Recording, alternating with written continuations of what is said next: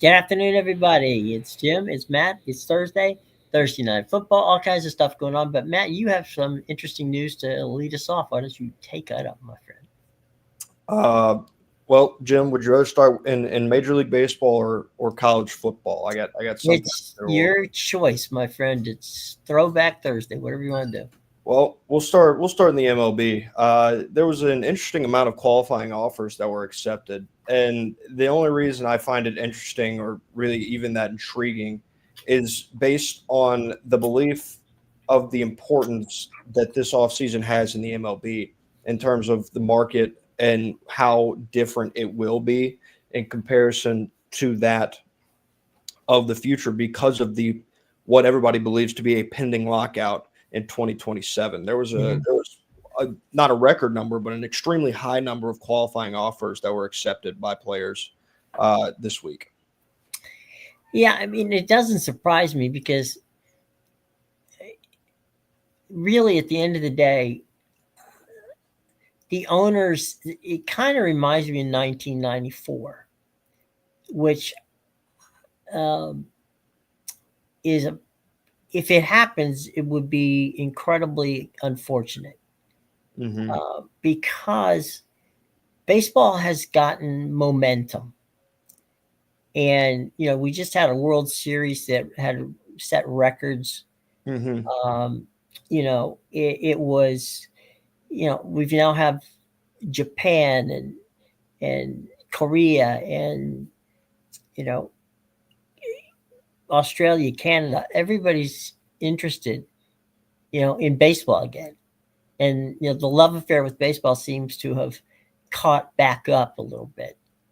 It would be terrible to lose that momentum over what in essence is frankly minor, the owners that we've all talked about of the small or quote unquote small to mid-market teams who don't want to spend any money. Hmm. And so uh, it's going to be interesting. Now, the Fred Man, um, Rob Manfred had. By the way, there used to be a broadcaster by the name of Fred Manfred, which is why I'm always screwing up his Rob's name. But anyway, Rob Manfred made his name, and the reason he got the commissioner's job when Bud Selig um, decided to retire was because of his ability through many years to negotiate deals with the Players Association. So, if Rob can pull off this this opportunity, excuse me, in the next year or so to make it so that they don't have a lockout or a walkout, that would be fantastic. If they do, on the other hand, I don't know how long it would last. Yeah, all the reports indicate that it'd probably last a while. I think the thing that makes it interesting to me in terms of the qualifying offers themselves is they're 1 year contracts Mm-hmm.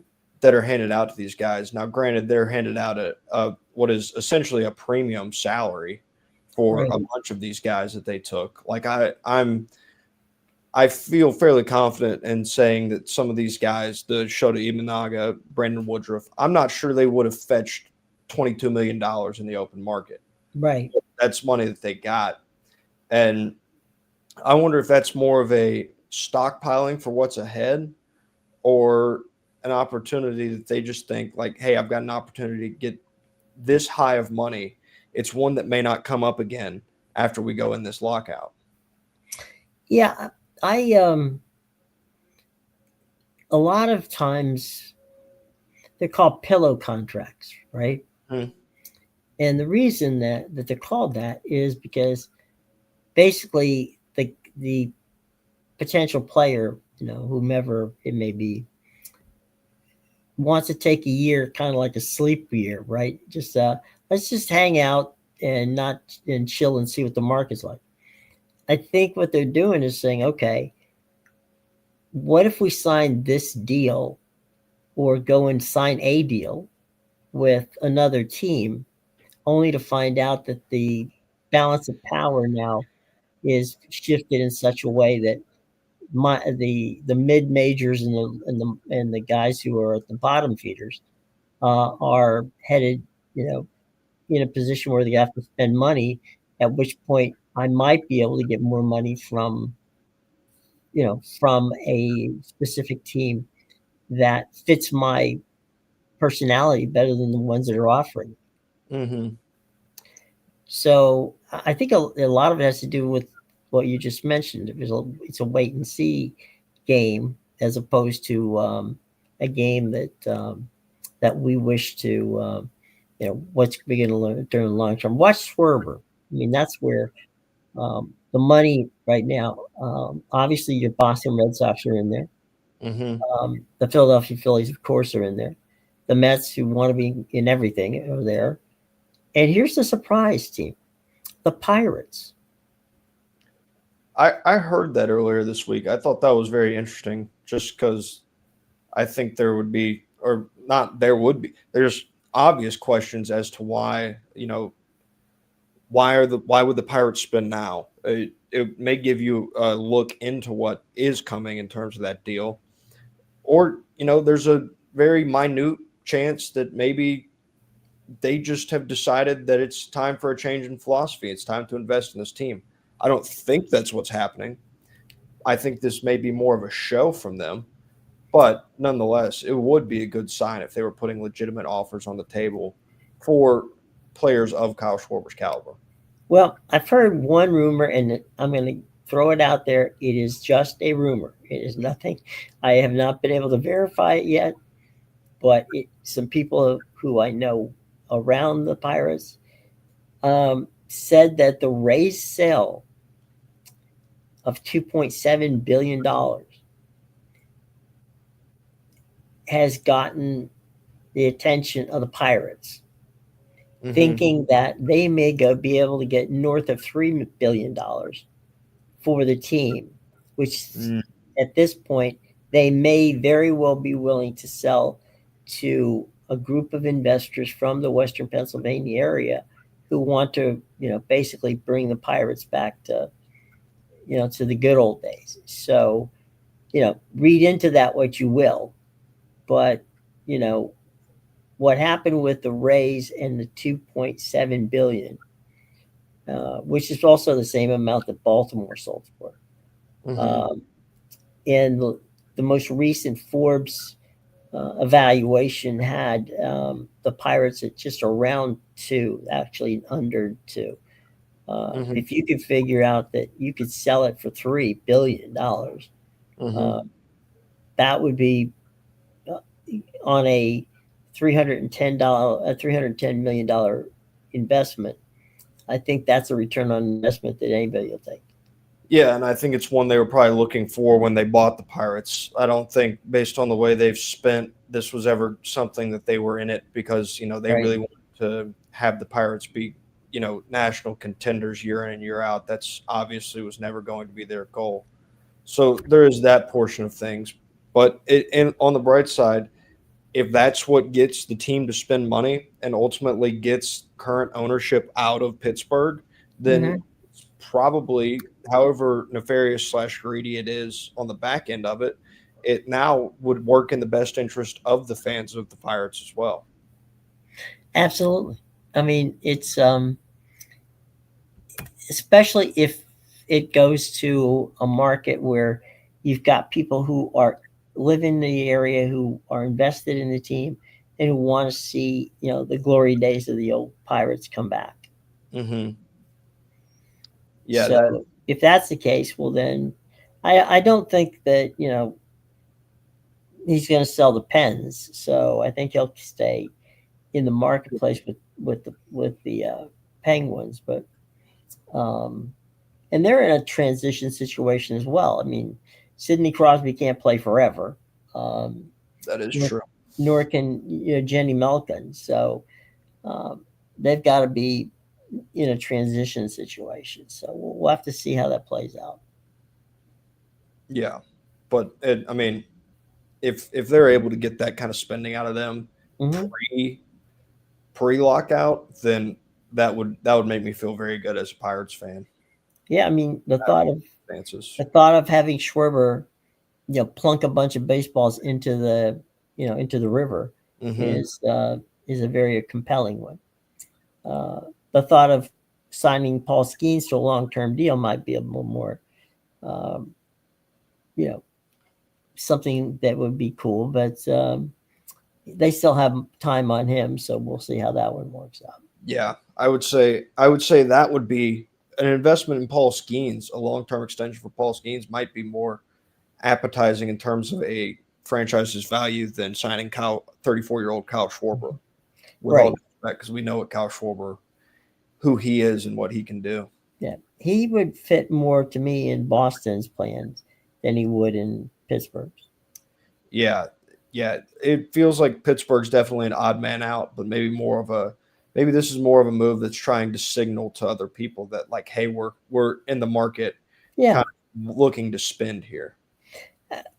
The Nationals did that in their early days with Mark Teixeira, and they Hmm. actually bid more money for Mark Teixeira than the Yankees did. But it drove the price the Yankees wanted to pay for Teixeira up. Hmm. Surprisingly, I'm just joking on this.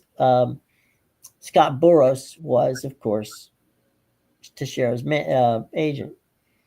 What it did do is it bought the learners um, a very good relationship with Scott Boras.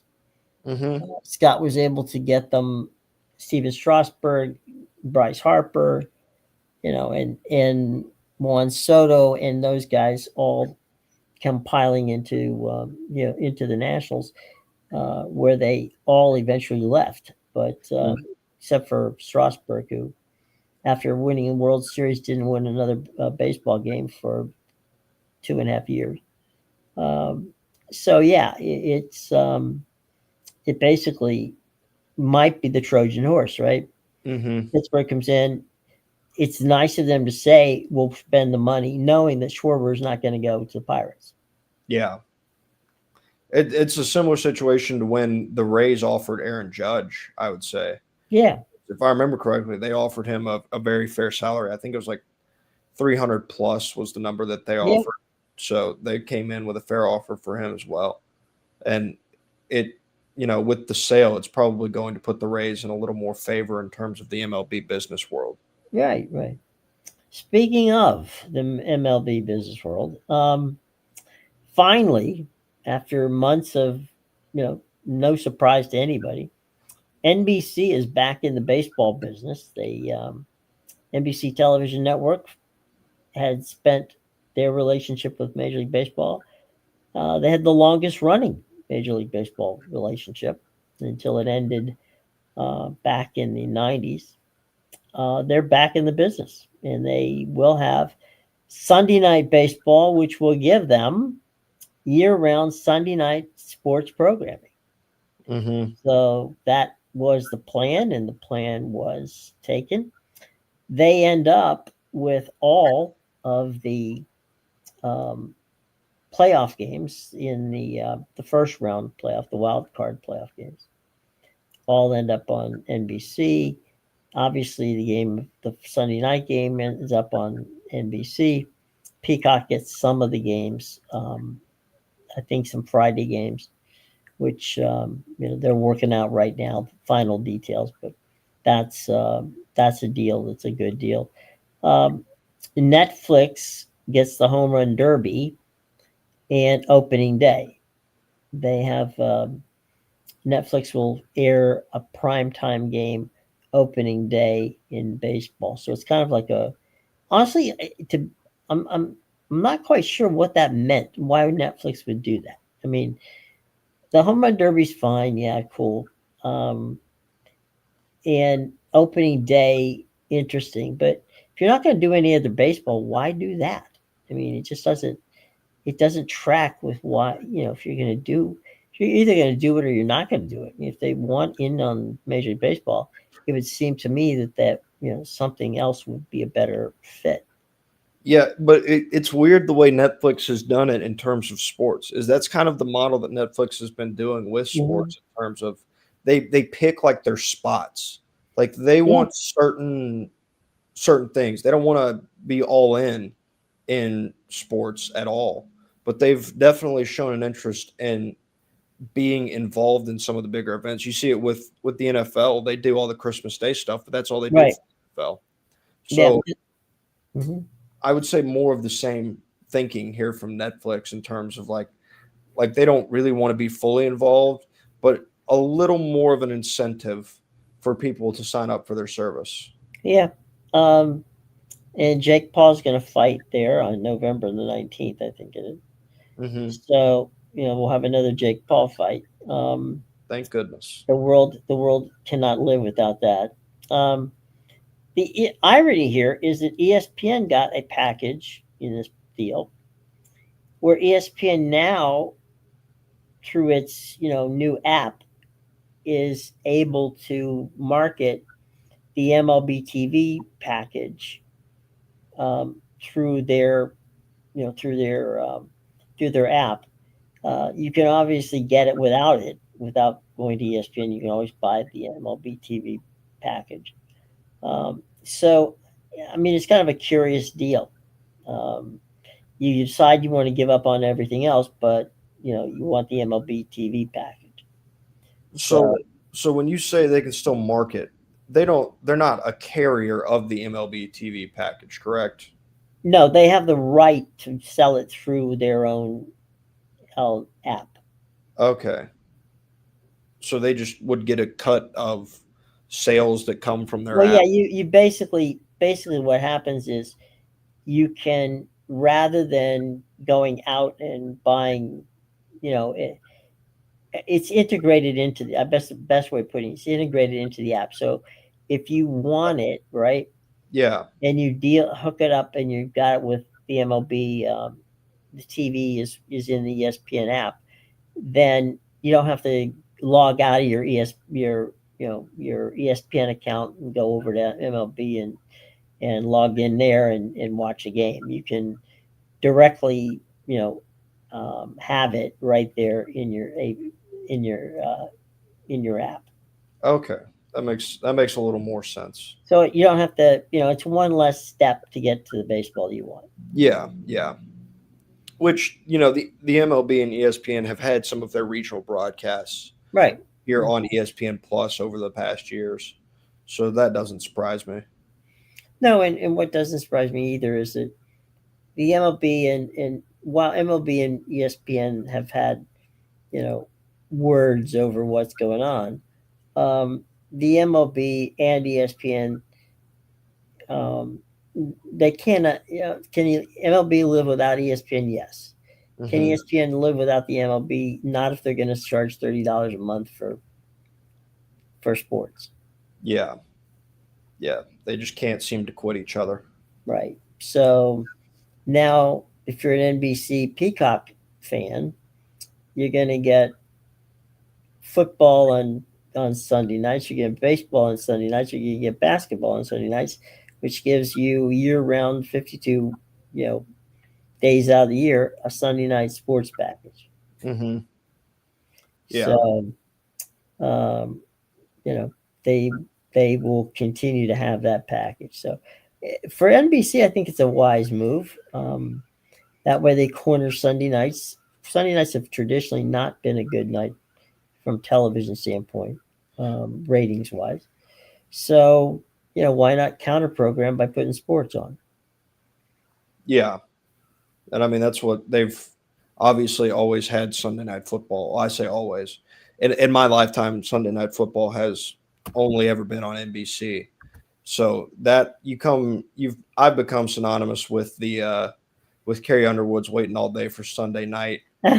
But aside from that, it's not really I'm not watching cable television. If I've got the TV on Sundays, it's even if I'm not even like actively paying attention to it, I'm gonna throw an NFL game on just to have it on in the background. So you're getting a much smaller demographic of people that are just gonna like throw on TV to have it on in the background. Yeah.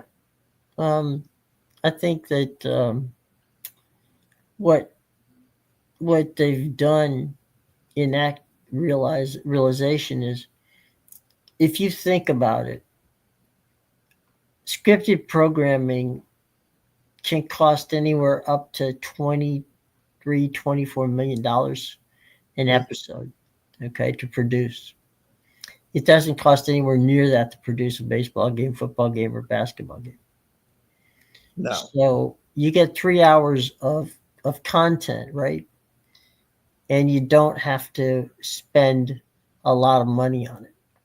Yep. So, your return on the investment doesn't necessarily have to be that much.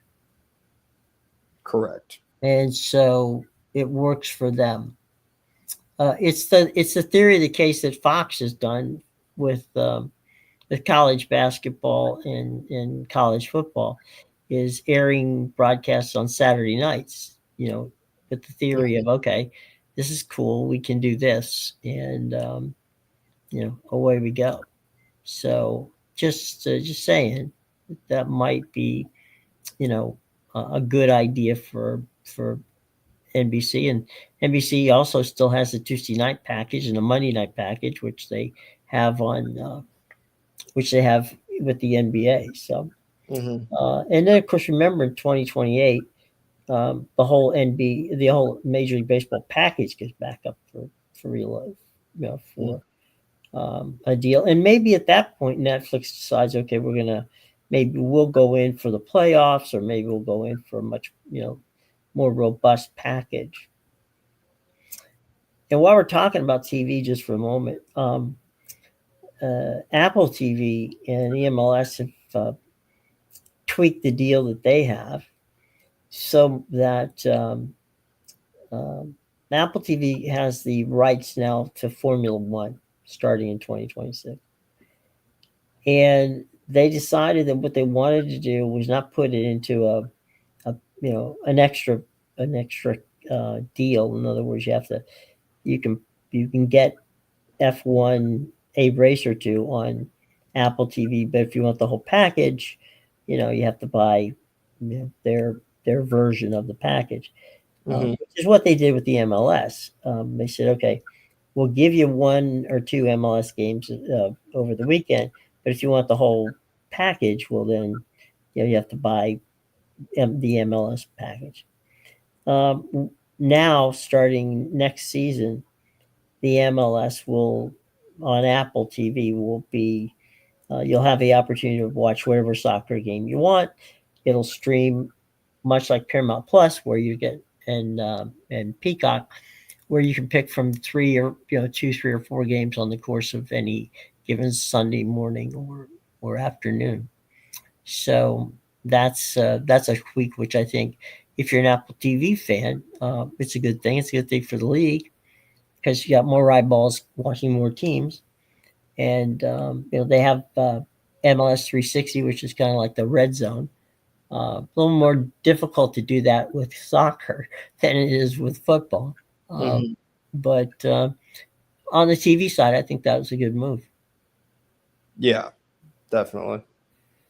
That way, Uh, you only have to pay one fee to get everything you want.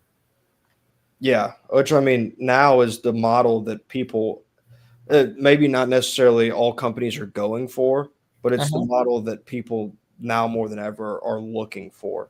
Is they want bundles and they want packages, because it's gotten to be too much, and they're just looking for a much simpler and compact place to find everything that they want to watch. Uh-huh. They like You know, I'll take it, right? yeah. It's one of those ones where you sit there and go, okay, cool. We'll do what we have to do here, and try to get things straight. So I get it, and I'm happy for them, because I think that it makes sense, and it's actually wonderful opportunity for them to be involved. Mm-hmm. Yeah, absolutely. So there you go from our baseball side. Um, let's go now over to any updates on Any Lane Kiffin sightings or anything from that standpoint? I haven't really seen anything new on that, front. Um, no, I have not seen anything in terms of Lane Kiffin. I did I did see something, and it's something that I've started to hear a little more common, where Penn State. I don't know if it's insiders, fans, if there's legitimate noise to this, but Kalen DeBoer is now a name that they're throwing out in terms of the big swing that they have left on the board. And this is not what I'm going to say is not a knock on Kalen DeBoer. I don't, I think if he were to leave or whatever and take the job, that he would do a fine job at Penn State. I talked about it yesterday. Penn State has a clock in terms of the clock that they need to operate on based on the fact that James Franklin has a job. Because right now Right. the recruiting class is most likely going to fall apart more than it already has now that he's taken that job. And I would be surprised if every single one of those recruits hasn't already received some sort of a phone call from Virginia Tech and James Franklin. So they have a clock in terms of that.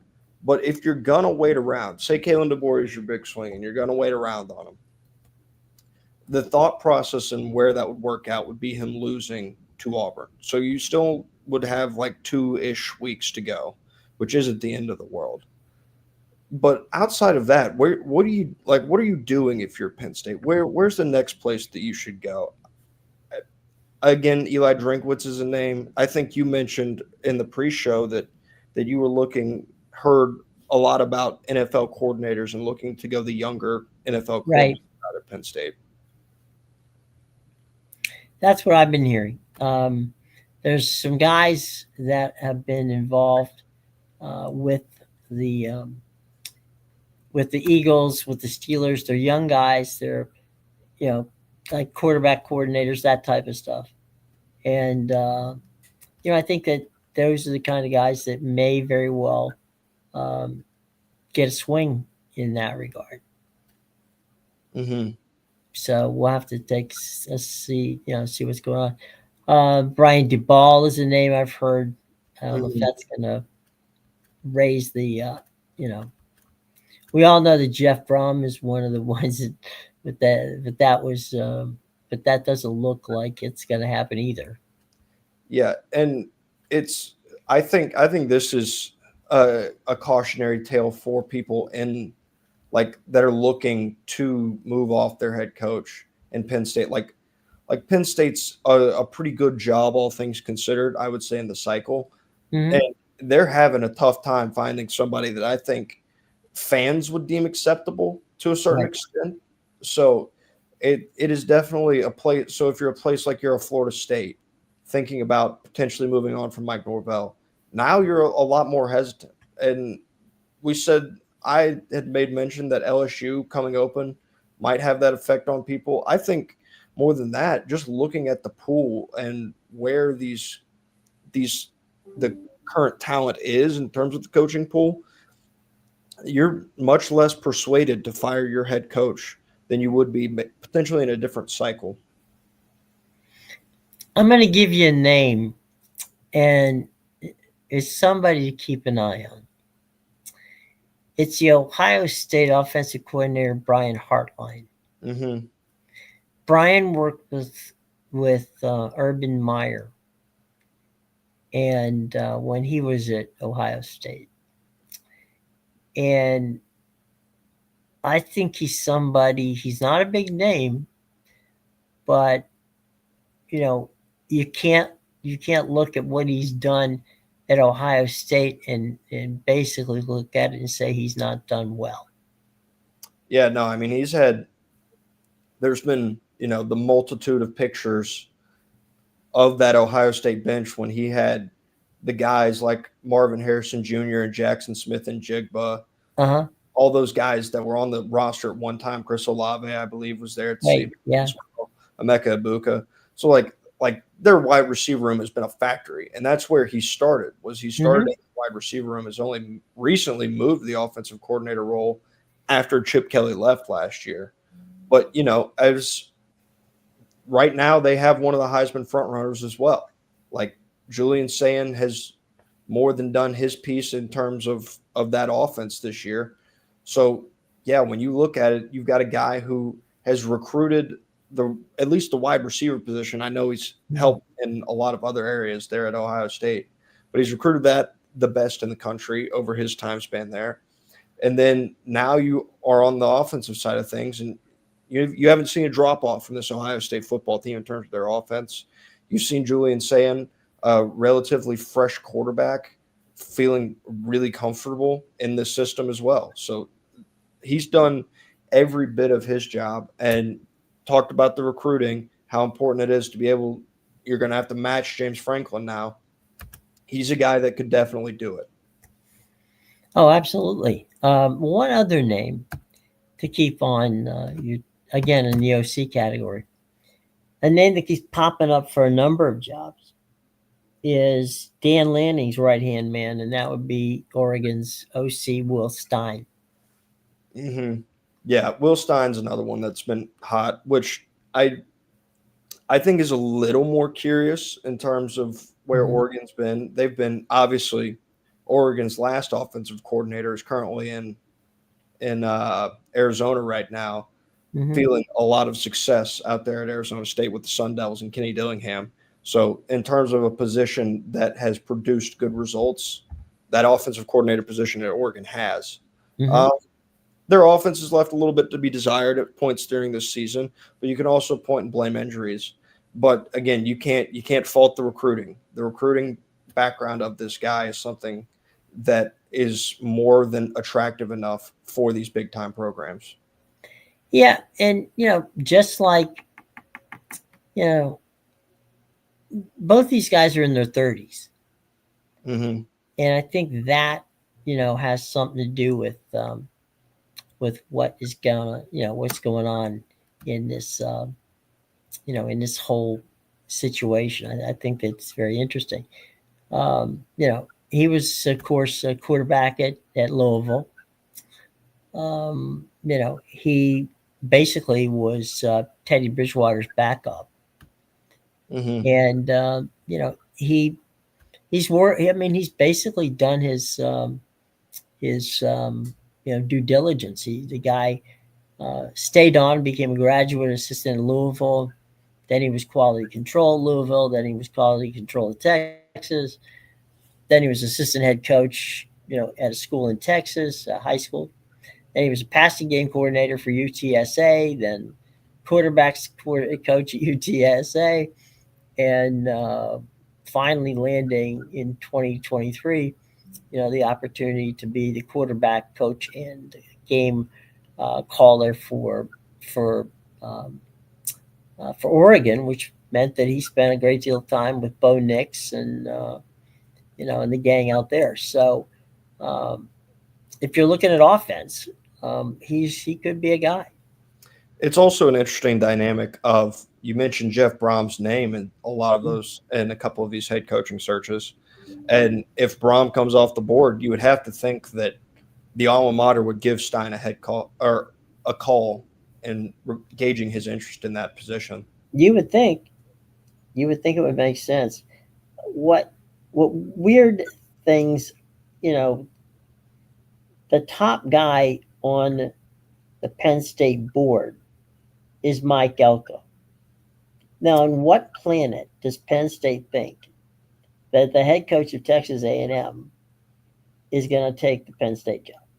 Yeah, well, I would say that name's probably off the board after he signed that what was it, a 10-year extension? Yeah, but I mean, you never know. What I Yeah, mean, yeah, he signed that 10-year extension the day that they came back from that 30-3 deficit against South right? Carolina, Hmm. which, not often are you undefeated and have your head coach sign a 10 million or a 10-year extension worth millions and millions of dollars, and that's not even remotely close to the headline, but due to their comeback that they had, that was the case.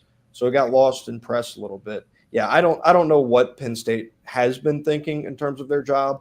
I think the people there probably took it in a little higher regard than most of the college football world did, all things considered. And I think part of it may be the recruiting because, like, you go back and you look at James Franklin's best Hmm. class, and he's hanging around that 12 to 18 range. Had a lot of 15 finishes, had, I think, two inside the top 10 during his entire tenure there. He had one that ranked 20th. So it wasn't like he was like reaching these incredible heights recruiting at Penn State. He did a very good job, but it's something that he had to work very hard for in order to attain the classes that he did. And so maybe people kind of view it as, wow, yes, they'll give you the financial backing that you need. This may not be the easiest place in the world to recruit at. Well, it's not, a lot of the kids in Jersey, Maryland, Virginia go south. Mm-hmm. They're in the Southeastern Conference, or some of them are in the Big Ten. Depending on what your passion is. But it's not the days of Joe Paterno at Penn State where he could go to New Jersey and Pennsylvania and Maryland and get anybody he wanted. Mm-hmm. Franklin did a hell of a job recruiting, what is called the DMV, which is the District, Maryland, and Virginia, as well as Pennsylvania. What I think that some of these guys that are looking at this job are saying, hell, what do they want? I mean, the guy didn't have a losing record in his entire career at Penn State. Took a team that wasn't that good, and every year came up around that 8 or 9, from 9 to 10 wins. What more do I have to do? My goal is I have to beat Ohio State or Michigan State. I get that, and now Oregon in the mix, and maybe even Southern California. But at the end of the day, if I win 10 games and that doesn't get me, some sort of recognition, what the hell do they want? Yeah, and I think it was on Twitter that a guy by the name of, I believe it was Tom Fornelli that said it. I could be putting words in his mouth. I think it came from somewhere in that Cover 3 podcast kind of realm.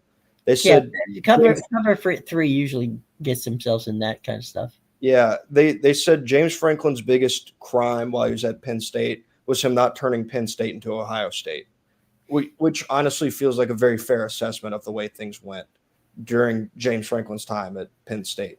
Like, was his record against top 10 opponents fantastic? No. Was he operating with these same kind of recruiting classes for the majority of his time at Penn State?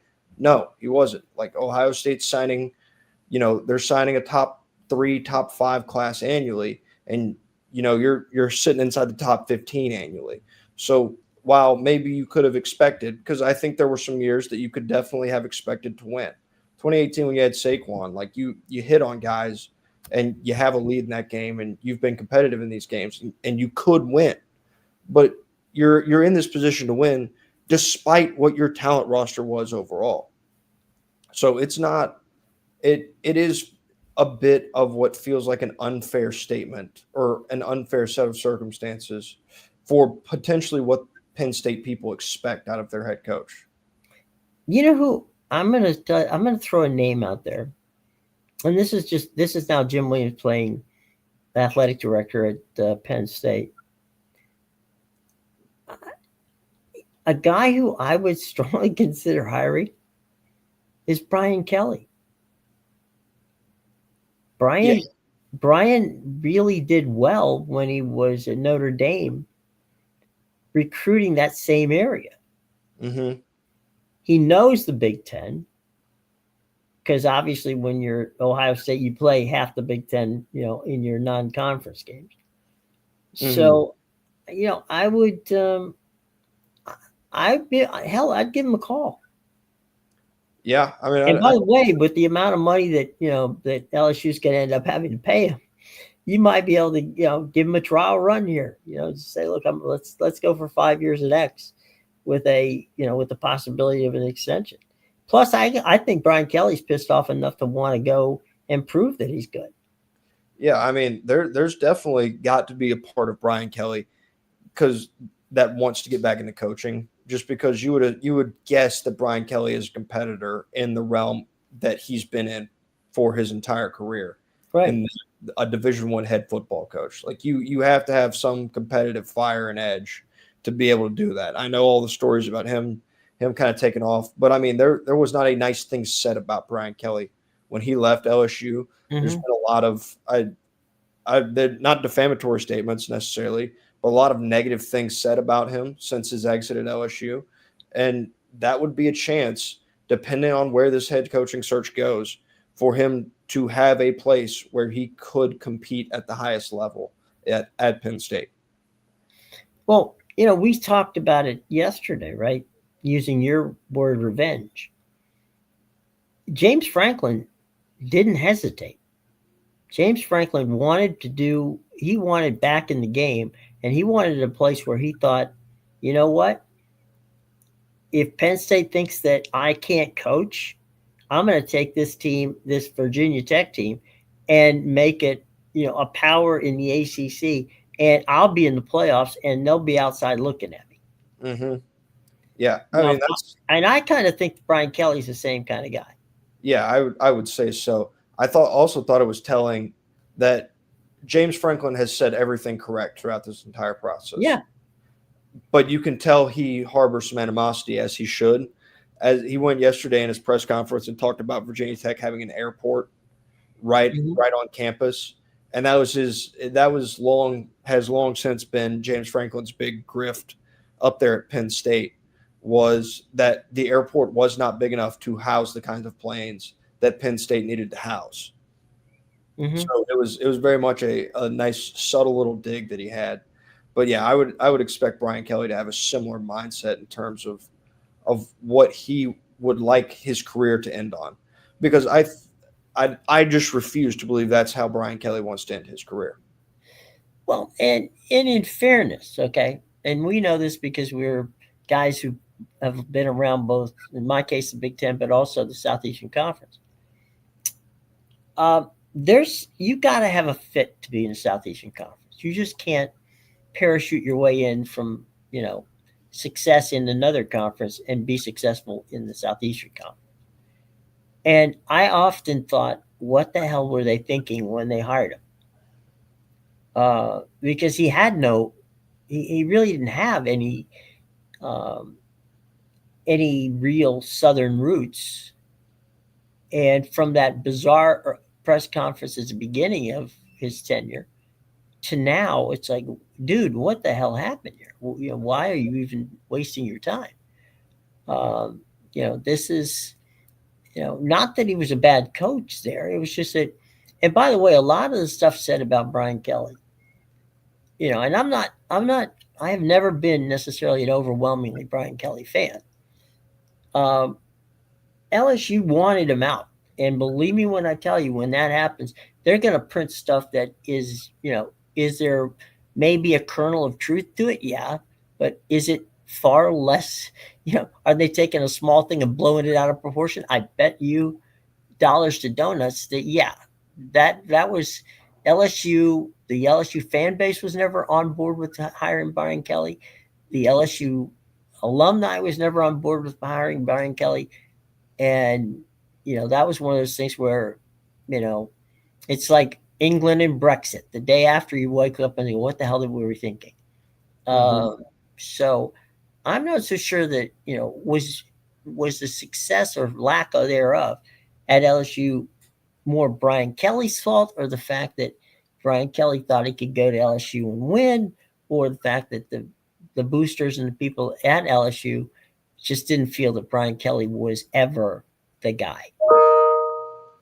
Yeah, no, I mean, it just wasn't a fit. You could tell that on day one. The accent immediately turned everybody off. Like it felt like at that point in time, the saying was "winning cures all," and that's true. Mm-hmm. But I think there may have been not an unrealistic expectation of winning, but there was a very high expectation of winning for Brian Kelly from day one, just based on the way that his whole tenure got started. Oh, 100%. The the real thing um, there is, I think, again, the weirdness of Penn State is it's a hell of a school. And if you go to Happy Valley, you can get it. You understand what Hmm. it's like. Um, it's, I'm going to say something bizarre, but it's easier to get to Gainesville from anywhere in the state of Florida than it is to get to Happy Valley in the state of Pennsylvania. Oh yeah, it's out in It's like, the middle of it's in nowhere. central Pennsylvania. Yeah. There's there's really um, there's really you're on a lot of 2 and 3. The 4-lane highways kind of quit until you get there. Hmm. And a great deal of the reason why they don't play a lot of night games at Penn State, and I agree with this, is it's not safe in the wintertime to be on those roads at night. Yeah. Yeah. Absolutely. Hell, in the daytime, it's tough. Yeah. I mean, it's essentially just you're just kind of driving, and then there's a valley that houses a school.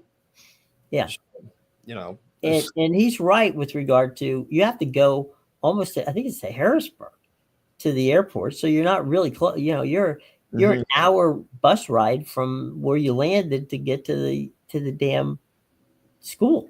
Yeah, it was Harrisburg. That's where they had to fly out of, and Hmm. he didn't like it because of like it was just so much travel for a team that you're trying to go win football games. Travel, you would like travel to be a bit more convenient for your football team. Well, um, you're talking an hour bus ride to go to. By the way, an airport where obviously they were flying charter, Hmm. but you're going an hour east to then go and sit in the airport. Sit not in the airport, but you don't go directly on the plane. Yeah, So you're talking anywhere from an hour and a half to 2 hours before you literally get on the plane to fly somewhere. yeah. So it was far from ideal from that standpoint, and Well, and Eastern Carolina has a better setup. yeah, I did think that the funny thing was is somebody did an overlay, and I'm just taking this at I saw a video and I'm taking the internet's word for it, but that the Virginia Tech airport is actually like 1,200 feet shorter than the Penn State airport is. I Yeah, think just overall, it's a bit more convenient for travel when it comes to Virginia Tech over Penn State. yeah. I mean, it's an engineering school. They do flight engineering there, so Yeah. they have to have runways and airport access. We're talking about private airport. We're not talking about an airport like Blacksburg doesn't have an airport. So Hmm. you know, um, sometimes I mean Charlottesville's got a small, an airport small enough but large enough to grab one of those, to grab a flight. But even if for some reason there's a problem at Blacksburg, they have to go to Dulles, which is in Washington, right? Right outside of Washington. That's a Hmm. 2.5 hour ride in the bus. Oh, geez. Now that's unideal right there. I think long bus rides may be one of the least ideal travel situations there is. Well, it's okay if let's say you're Navy and you're going to play against, you're going to Philly to play an Army Navy, or you're going to Philly to play Temple, right? Hmm. It's an hour and a half bus ride. You're not Yeah, going to fly there, yeah, because it take you that long to get from Philly Airport to the to where you have to be anyway. So it's better. As a matter of fact, one of the cool things that have been done in the past is, the Navy, the Navy team, and the midshipmen who go to the game, have taken Amtrak train oh from, yeah. and gone on the Amtrak up to, up to Philly to 30th Street Station, Hmm. and gotten on a bus and go there. And by the way, for those keeping score, the teams in Washington and Baltimore who have to go to Philadelphia, or for that matter to the Meadowlands, always take the train. Oh yeah. And I for a mean, lot of those guys, it's the first time they've ever been on a train. yeah, I was at the game when it was in Foxborough. I was actually at it in when it was in the Meadowlands as well. But the one in Foxborough, one of our primary modes of transportation, because we stayed more in the Rhode Island area, and we had to, Uh huh. I think it was the Rhode Island area, and we had to commute to Boston because that's where our departure was So it from. was you had to go north. Hmm. Getting on that Amtrak, going back, it was like probably half cadets. I mean, there were so many of Hmm. them on that train. It was very obvious that was their primary mode of transportation. And my buddy who went to West Point, that was his mode of transportation. Whenever they went, was they always took the train. Yeah, and those of us who live here on the Eastern Quarter, I mean, it's so much simpler. I can tell you this much: I can go to Penn Station here in the Baltimore area, right? It's Hmm. 5 minutes from where I live. I Yeah, can take an Uber and not have to, not have to drive or leave the car in the parking lot. And in 90 minutes, I could be sitting in the press box at Nationals Park. yeah. I mean, just from the time of me taking that train Hmm. and the times that I've taken it when I've traveled up north, it's so much better. I cannot over exaggerate how much better it is taking the train versus what it's like in the state of Georgia. Because I mean, in Georgia, you've got the alternative of MARTA, which is just not a great suitable alternative in terms of Hmm. long distance travel. But the Amtrak is fantastic. Yeah, I mean, and the other thing is because they're tied together, right? So you've got Maryland, Virginia, and the district. You can take MARTA, not MARTA. That's you guys down in Atlanta. You Mhm. can take the Maryland Transit, the MTA, the train. Um, it's cost $16 to go round trip from Baltimore to Washington D.C.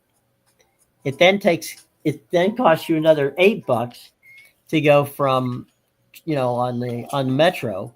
On Mhm. the metro, it costs an extra $8 to go from you know from what. Hang on one second here. We got something. Something. An alarm went off here. There we go. Another $8 to go on the metro. Which is like traveling on Disney World. To go down to the naval station. Uh, the naval station metro stop, which is um, a block and a half from Nationals Park. So Mhm.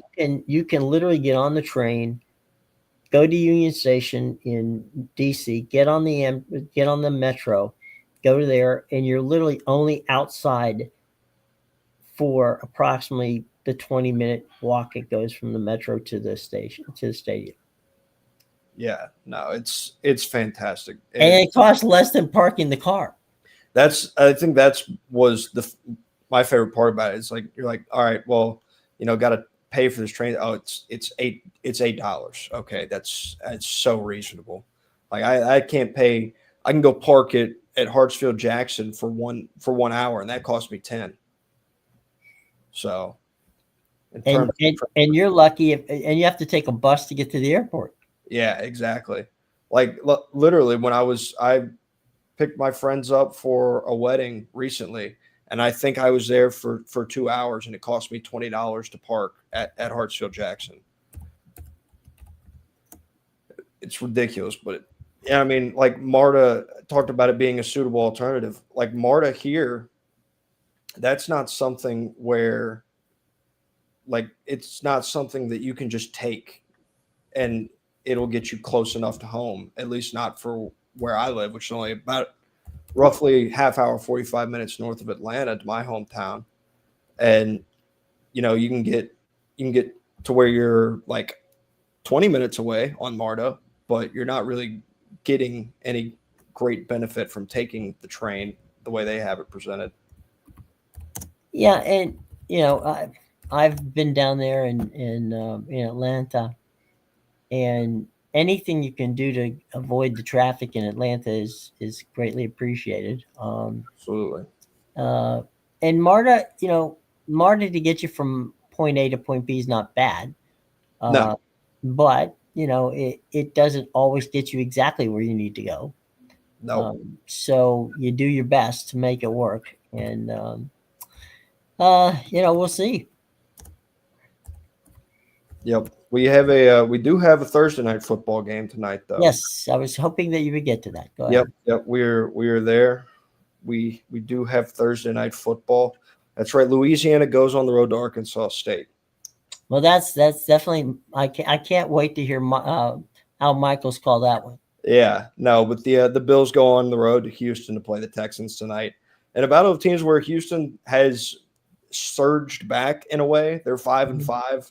If you can call that a surge. They started off the season, I believe it was 1-5. It had a terrible start to the season. They found a little bit of balance and steadied the ship certainly from the way the season started. And Buffalo's a team that kind of needs to win this one in the big picture of things. Talk about superpowers seeming to fade this season in the NFL and all of the ones that you're used to being at the top of the league, and particularly the top of that AFC discussion. A lot of them aren't there right now. The Bills are one of them. They trail the Patriots in the division. Patriots are 8-2, Bills are 7-3. But a couple of Bills' losses have been really ugly. They've lost to the Falcons, who are having a god-awful year, and they've lost to the Dolphins as well, who I think we all know what kind of year the Dolphins are having as well. So they have a game that feels very winnable on paper, but these are the ones that they haven't been winning of late. They need to have a big night and continue to keep pace in that divisional race with the New England Patriots. Yeah, it's. I saw Todd Bowles at his press conference last week said that if you would have told me that we would score 32 points on Buffalo, I would have said great, and it was a nice day. We would have a nice win. Mm-hmm. Unfortunately, they scored 44 points. Josh Allen had a career day last week. If that's Josh Allen from here on out, then heaven help everybody else in the AFC. Mm-hmm. Yeah, no, if he's starting to get it going again, because it's almost like they hit a lull in a weird way. It feels like you hit a lull, and when you reach the point of where you're now losing to the Miami Dolphins, a team that talent wise is not on your level, a team that coaching wise this season has not been on your level, a game that you need in your division, that you lose in the fashion that you lost it, because they didn't just lose to Miami. They got blown out by Miami. Like I feel like I forgot that piece of context. It was not a close game. It was not yeah, it's the NFL, like losses like this can happen. It was they lost to who by how much kind of a situation. Mm-hmm. And that can be enough to steady the ship sometimes. And I think that's probably a situation that you're going to see with the Buffalo Bills. I think they've probably had a steadying of the ship. I think sometimes you go out there and you just don't feel it, Mm-hmm. and I think what happened with Buffalo is they felt as if this is what we got to do. We can get out there, we can make it work, and all of a sudden you find out, yeah, not so much. We had a bad day. Why did we have a bad day? Because we didn't care. We thought we were going to waltz in here and beat the living crap out of the Dolphins and put in frankly a half-ass um, performance and get away with it, and they didn't. They picked the one day that Miami decided that they were going to have one of their best days. Yeah, and like I said, it is the NFL. Your talent gap is much smaller than that of college football, where you see a team where you would see a similar record matchup and go, well, these guys have no shot. Mm-hmm. Yeah, your talent disparity is much, much tighter in the NFL. So when you do that, you're absolutely going to get beat. And now they've got to remain consistent now, because now you're in a place where you're talking about keeping pace for your division now. Like that's where they are. They have to keep pace in their division. So Well, they're also running out of games. that as well, yeah. Like you now have to take these opportunities to win. And I mean, if you're Houston, you're not all that far out of the playoff picture, one that people had long since, killed you in. So you're sitting at eighth right now. You're behind the Chargers, you're behind the Jags, and you're behind the Bills. These are teams that you can pass. And I mean, there's going to be, well, actually, no, I take that back. I was going to say the Pittsburgh Steelers at 6-4 are a team that you're right there with, but somebody's got to win that division, and that's a guaranteed playoff spot. But they're not all that far out of the playoff race, and they're not all that far behind their divisional opponent in Jacksonville. Mm-hmm. Oh, I think they got every opportunity to be there. Mm-hmm. And I just think that the key right now is, focus. Yeah. Don't lose fact. Don't lose the focus, and the focus has to be, regardless of whether you want it or not. It has got to be on winning out. Basically, you can lose a game. I mean, look, they can make a wild card spot. Doesn't matter if they don't catch the Pats. Yeah. But I think it's going to be a very interesting process, to be sure. Yeah. Yeah. And on the Houston side of things, if they are going to make the playoffs, they have to win this game. There's no ifs, ands, or buts about that one. They have to win this football game if they're going to make the playoffs, because you gotta win ones you're not supposed to. If you're gonna charge back in a playoff race, you have to win games that you're not supposed to. And they've got some gettable ones, but they have a lot of ones that they're gonna have to win that they're not supposed to on the way as well. They've got the Colts still twice. Then they go on the road to the Chiefs as well. They go on the road to the Chargers. They've got two in there, in the Cardinals and the Raiders, that they can get, but they're going to have to work if they want to make the playoffs. Yeah, and I think what happened when you lose like they did to the Dolphins is you wake up and go, okay, guys, what the hell? How did we let that one get away from us? Mm-hmm. Yeah, and sometimes, you know what, it works to your advantage. Sometimes you get that loss, and it's that cold water that you needed. Mm-hmm. Yeah, absolutely. So I think that's. I think they're going to. I think they're going to have a good time in Houston tonight. Yeah, that would be my expectation for the Bills. Their defense, Houston's defense, is good, and that could present some problems for a Bills team that hasn't had a strong suit at wide receiver. That hasn't been their strong suit this year. Mm-hmm. They signed McCole Hardman just to give them some depth a week or two ago, a former Super Bowl winner at Kansas City. But, they tried to get Jalen Waddle at the deadline too. That is another thing they tried to do in terms of bolstering their wide receiver depth. And Houston has very good corners, but it's not going to matter if they're able to run the football against Houston. Yeah, absolutely.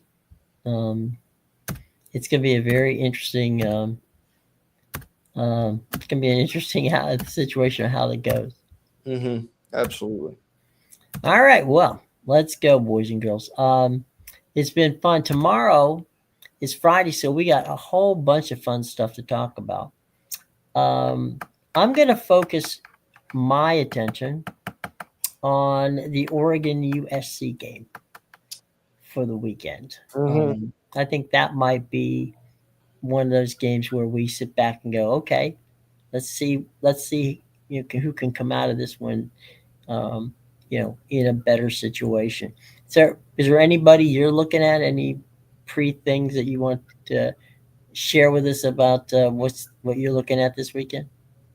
I think the biggest thing about this weekend is, for top teams, I would be careful, and Mm-hmm. it's also everybody's favorite time of the year in terms of the SEC, where a lot of these teams have their one of their last out of conference games scheduled and Mhm. oftentimes it is that of a lesser opponent. Alabama is playing the home of Jimmy Garoppolo in Eastern Illinois. Georgia is playing Charlotte. Auburn is playing Mercer.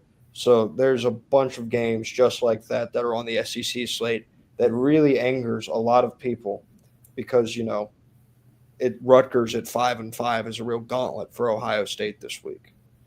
Yeah. Um, well, we can talk about it tomorrow, but the SEC is going to go to 9 games anyway. Yep, they will So be. that'll be the end of some of those games. Yep. And in a way, it feels bad for. I can speak from USF standpoint back in the day, right? To get an opportunity to go and play an SEC team during the regular season Mm-hmm. was, we're not talking about Florida contractually. The state of Florida, um, the state of Florida uh, has written in where Florida State, because Miami is a private university, they can't control them. Mm-hmm. But Florida State has to play one of, either FAMU or Bethune-Cookman or USF or UCF or Mm-hmm. FAU or FIU, on their schedule, Yeah. and they rotate them. So, that's a contractual thing. That's something that the state forces them to do. Mm-hmm. But USF used to get to go to Alabama or Auburn or play somebody in the SEC, and you get a nice paycheck on the way home, Yep. and it helps the school. So, you figure Charlotte, they're going to cash that check, and it's going to be a good check for them to have, and it's going to, hell, it could for many things help the football team and some of the other, you know, uh, teams on campus. Yeah. It also gives you a chance to showcase your team. Mm-hmm. Yeah, like if a guy pops a big day against Georgia for Charlotte, that could Mhm. be big for him and his future, just in terms of like getting national eyes on it. It's not. I understand that people want a stronger strength of schedule or whatever, Mhm. but games like this, maybe you could have convinced me of it prior, but with the bigger playoff model and the more games to be played, games like this, especially late in the season, are good for your football team because it's a bit of a breather before you go on a long stretch run. Yeah. The other thing too is, and we'll get moving on this one, but it's how teams like Boise State and others come up and shock you and go, okay, who are these guys and where did they come from? And now we don't want to play them anymore. So you do have that opportunity if you play the cards right. That's for sure. Yep, you All absolutely. right. So um, Buffalo, Houston tonight, Prime Video. I hope everybody enjoys it. We'll be back tomorrow. We'll give you um, all the crazy stuff that's going to go on in the weekend, and we're running out of games in the college ranks, and the pro ranks are getting to the point where playoff jockeying for playoff is key. So Hmm. plenty of interesting stuff to talk about tomorrow, and we hope that you take a moment to join us. Okay, everybody. For Matthew, I'm Jim. Take care.